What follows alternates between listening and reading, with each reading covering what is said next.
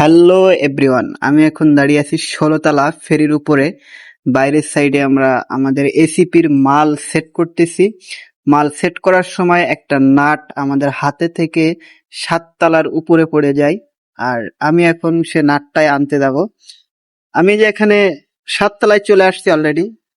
এই যে আমার এইখানে সামনের দিকে নাটটা উপর থেকে পড়ে গেছে। আসলে যখন আমরা উপরে কাজ করি, ওই যে উপরে ফেরি, ফেরিতে যখন আমরা কাজ করি একটা ছোট ইট বা কোয়া উপর থেকে ফেলা নিষেধ, কিন্তু অনেক সময় দেখা যায় যে হাত থেকে মিস্টেক করে হাত থেকে অনেক বারাক মালামাল সেগুলো পড়ে যায়। এই যে এই নাটটা উপর থেকে পড়ে গেছিল, যেটা আমি যে মাত্র নিলাম। আসলে এই উপরে অনেক সময় কাজ করতে গেলে ফাঁক দিয়ে অনেক সময় হাত থেকে অনেক কিছু পড়ে যায়।